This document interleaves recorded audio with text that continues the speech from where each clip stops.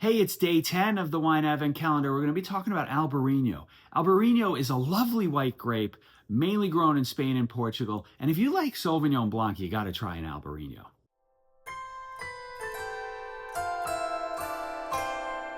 Welcome back.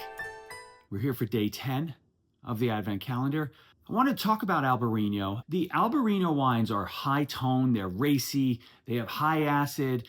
A lot of them have a salty salinity to them, and you know that I'm always looking for salinity in wine. When I do find it, I get excited because it's very hard for me to detect, and I really enjoy it. Obviously, you don't want your wine to be salty, but when there's a little ting of salt at the end of a tasting or at the end of a tasting experience, it's a very, very cool thing.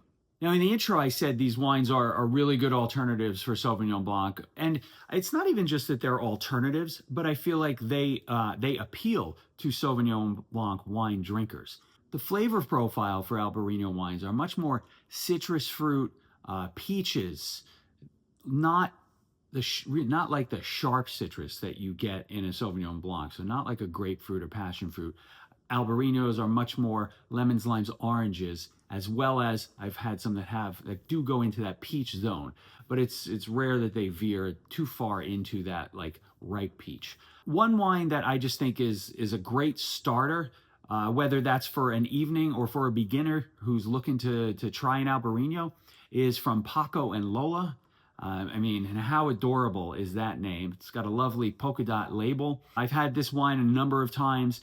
It's very accessible, well distributed. I think it's around the $15 mark, and it always delivers. And I think what this wine does is it puts a smile on my face. And when a wine can put a smile on your face, what more can you ask?